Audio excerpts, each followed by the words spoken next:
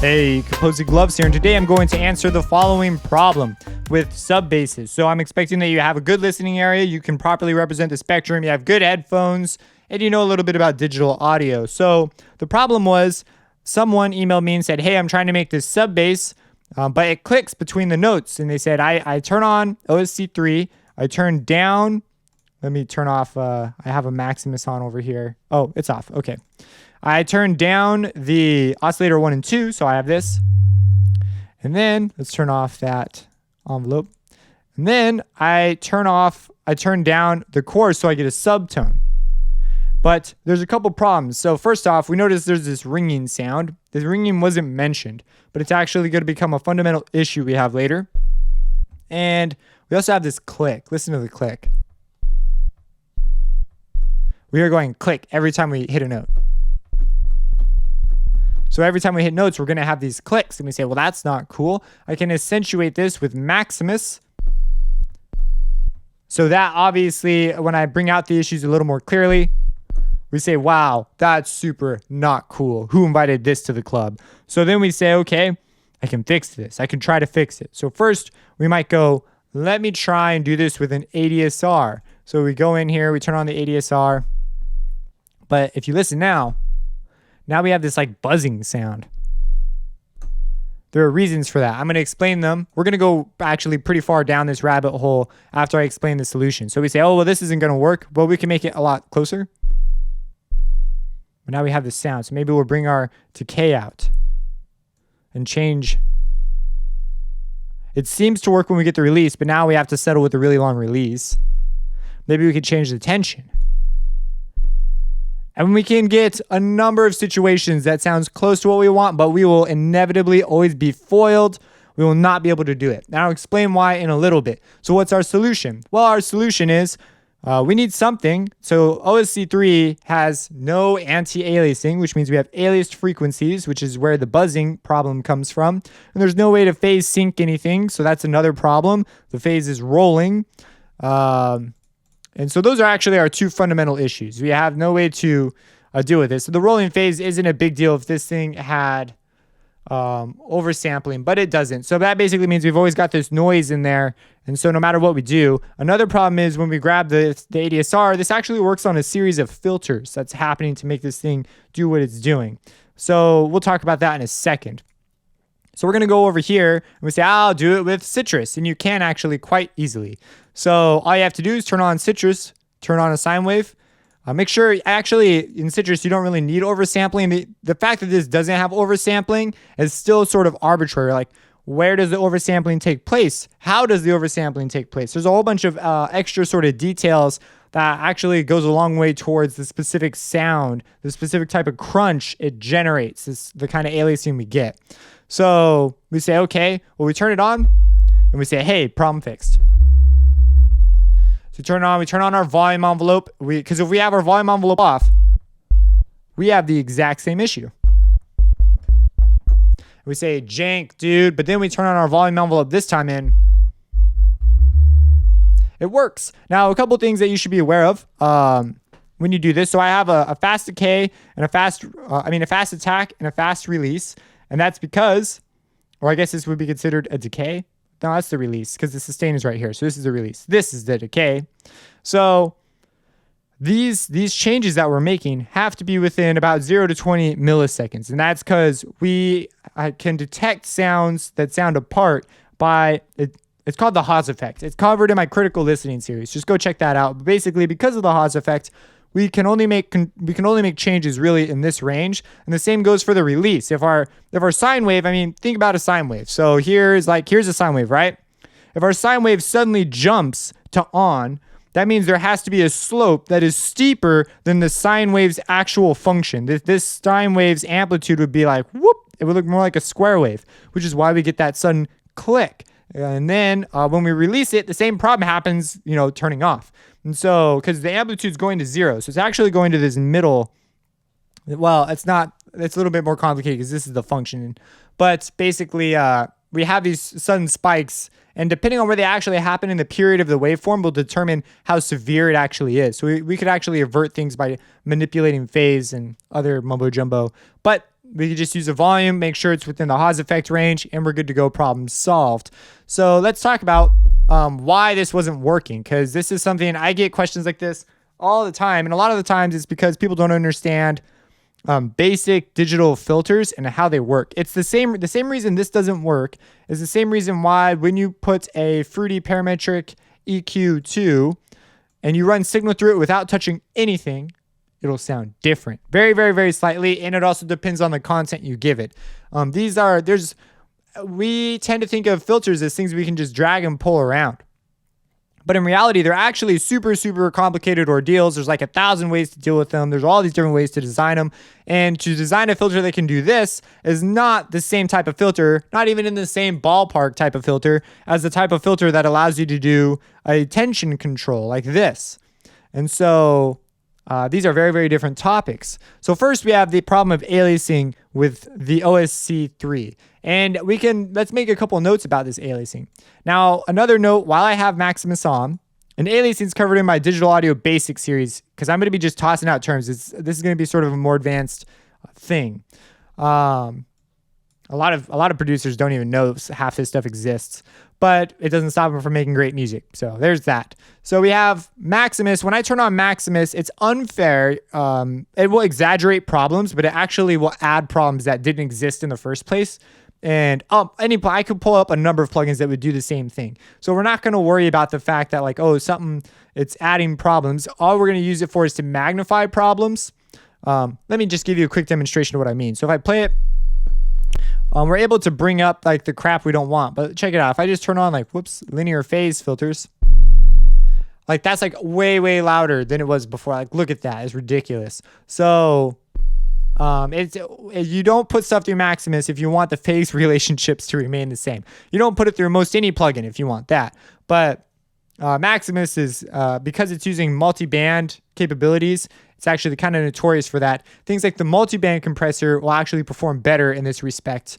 Maximus was designed with some different creative ideas in mind. So it wasn't supposed to like perfectly preserve your signal.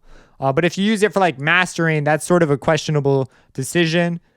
Maybe you just like what it does to your sound and so it works out or whatever. But anyways, I digress. Back to this. So anyways, that's just be aware of that with Maximus. So we've got that crackling sound and we've got that ringing. That ringing is very easily identified as aliasing. So we have aliasing, but if we look at our signal analyzer, where are you, signal analyzer? There you are. Here's our signal analyzer.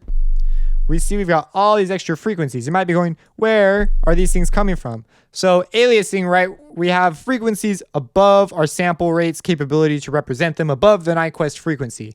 So any frequencies that are above it they pop back up in our regular frequencies because we can't represent them. There's not enough sample points to do it, which is why we need oversampling. A lot of your plugins actually, pretty much all of them will do this in the background without even telling you. It's why some eat more processing than others is how they deal with it.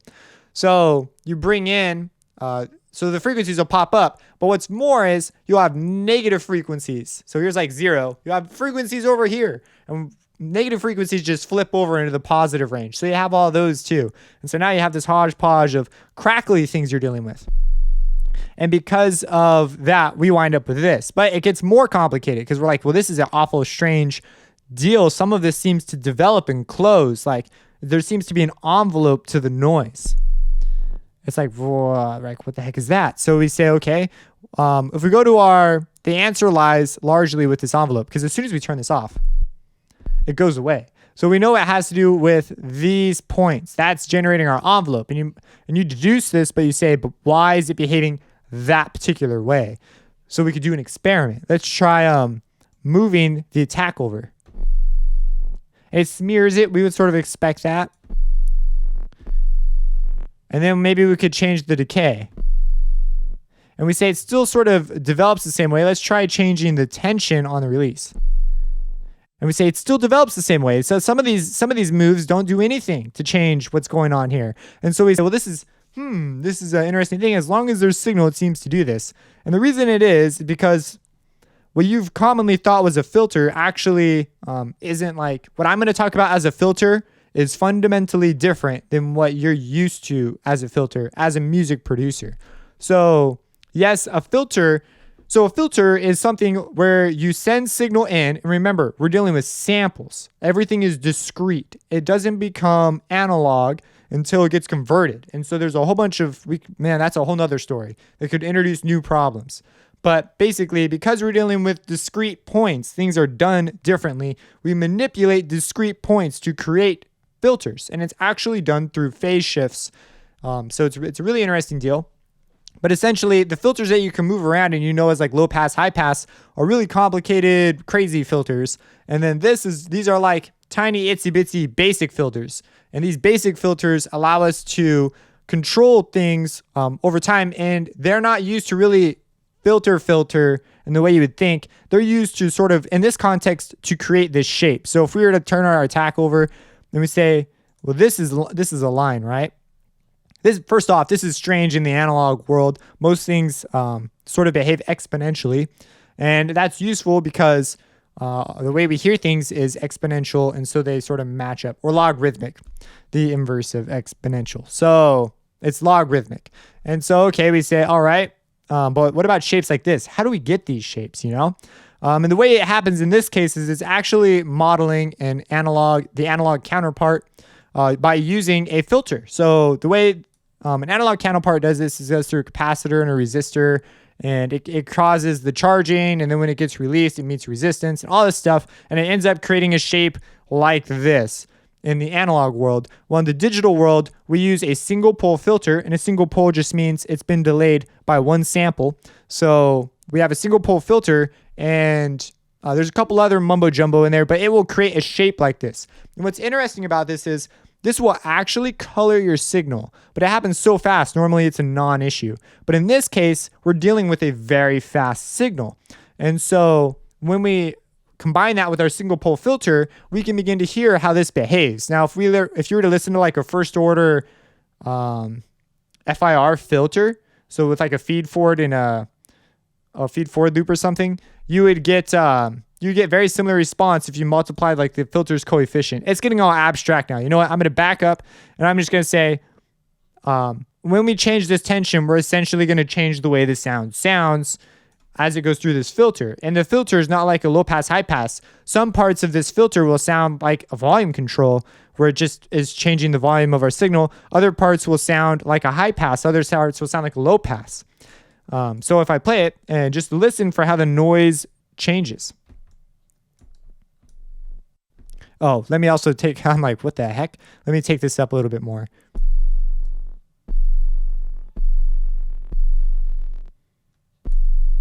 And I'm messing with the attack, so I should have been more specific. Listen to specifically the attack of the noise. See right there, it sounded like it opened up a bit. So that's pretty bright. You also notice that as I hit the notes, there's this rolling. It's not the same because we're dealing with a periodic waveform, and it's rolling as well, meaning the phase, we're starting at different positions of phase. So our noise goes away and comes in. You might be going, but the noise, if I hit the same note, it looks the same over here. We say this looks like the same noise. What's going on? Well, that's the phase shift. There's a phase shift occurring, and it's not equal across the period. And so, if that makes sense. Anyways, there's a phase shift occurring. It doesn't quite line up with the noise sometimes, and other times it constructively lines up, and so we hear more of the noise. And so while the noise appears consistent on our signal analyzer, what we hear is not consistent. Now, a lot of that noise is happening at the end stage because of our decay and our release, right? So if we mess with these, we say, oh, that changed it quite substantially. So we appear to have affected the snap a lot more. If we mess with like this tension, we'll mess with that last little bit. We say, oh, that's interesting. And so we have these controls, and I just sort of want to point them out to you. I'll let you mess with this on your own, but essentially it's just a series of filters that's doing stuff. And this, whenever we have anything, an EQ, anything that's doing this, it's going to do things that delays your it will delay your signal by a little bit, causing various comb filtering to take place. If we were to take this out, and so this is called concavity. I don't know if I've said that. We talk about it in calculus, but again, the concavity, again, that's how we achieve those shapes. is like this. So this is actually concave up and this is like concave down, like fun fact. Yeah, really interesting stuff. So you can also accomplish something that's pretty interesting by messing with this delay. So you may have not ever really thought of this, but as we move this delay around, it's going to shift our signal over just a little bit in time. And so it'll cause the summing of these frequencies to take place differently. So that's like what it is there. If we move it over, whoops, just a touch. And again, we have the rolling. So it's because we have some of these things that are moving targets, it's a little bit hard to isolate particular issues. But yeah, it's a combination of all these things. And we know that we can just fix it by going over here and using this. And now I'm running it through Maximus. You notice there's clicking it now in our signal. We say, what the heck? Well, that's the Maximus thing. So if I turn that off, it goes away. And so, yeah, so the hardware sometimes can present its own issues. In this case, though, because it works with Citrus, we can say, oh yeah, it's not a hardware-based thing. It's completely within the plugin itself. So I also wanted to show, the person who said this also said, I've already told them this, but just so other people are aware, you might be thinking, oh, if I use the triangle wave or the pulse wave, it goes away. But in actuality, it does not. And if we listen, you might have to do this on your own, because YouTube just encoding it, the encoding algorithm can mess with the way this sounds because of the nature of the problem. But basically, if you listen to the aliasing that happens, so every note's going to have different aliasing because the period of the waveform is different. So you see, the A has like almost no aliasing problems. As we get higher too, you might not be, I can hear it. I don't know if you can hear it. But if I play this note, this is an E, there is a super, super high frequency that is ringing out. And it's as we get higher, the aliasing frequencies will get up into that upper range. They actually appear lower too, rather confusingly. I'm not even sure if it'll register on this thing. Yeah. But it's there. You can hear it's like, woo. If you play down lower, you can work your way up too by listening to like really obvious tones in the low end. And so we hear that even though this is a low tone, we hear there's some sort of higher tone right there. It's like, if I turn on, is the Maximus on? That thing. And so if I just turn that down, it's just been reduced in amplitude. Same for that E I was playing earlier. That's the tone I was talking about. And see, now it's like you can barely hear it, but it's still there. And that could pop up later on. Your mastering engineer could be like, you have this really weird bright tone right here, like way up here. Like, what the heck is that about? Because now you've compressed it, distorted it. Maybe you've done a bunch of stuff to it. Distortion might actually fix some of it. But she'd be like, I don't know. I didn't record anything. It was all done in my computer. I make EDM, bro. That's impossible to have things like that. I don't know. Maybe something really ignorant. Maybe you say something like that. He goes, I don't know. I put a notch EQ there. You'll have this weird discussion. Then you'll just dismiss it as a weird thing. But in reality, you just pick something that had aliasing in it. And these things have a certain sound. So they're really, really cool to use. You just have to be aware of, certain things. So anyways, yeah, because when we play different notes, we notice the aliasing changes like completely. This is also why in FM synthesis, when the modulation of one component against another depends on each other, it's really important that we have no aliasing. Because if we do, it's going to be every note will be just a different deal. So we don't want aliasing in our sounds, especially with FM. But anyways, that's a little bit about the issue. That's where the issue comes from. It does come from the spike as you turn things on and off. That's where the click comes from. But there's all these other issues that came from the 3 times OSC that are, I think, pretty interesting. And they also reveal that, like, hey, when we're doing stuff like this, we're actually sending it through a filter, and it gets weird. And there's ways of, depending on how you increase the rates, the rate at which this thing is processed, there's all sorts of unusual deals. And that's currently what I'm really interested in studying. So very cool. If you have any questions about this, let me know. If you have like just straight up awesome knowledge about this, maybe this is your thing, drop it down below. Be really interesting. Maybe some links to some papers or resources that explain this. you know, if someone comments, I'll be sure. There's a couple blogs I go to that have some pretty good introductory stuff. You don't need to know too much math to understand what they're saying. But I don't usually bookmark them. I should really bookmark them because I'm looking a little bit more now for the heftier stuff.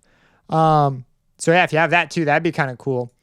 Because there's some colleges post some really useful things. Support me on Patreon. I deeply appreciate it. It allows me to continue to study, and one day I will eventually produce a video series where we actually make, plugins and stuff. I think that would be so totally rad. If you have any questions, let me know. Subscribe and have a blessed day.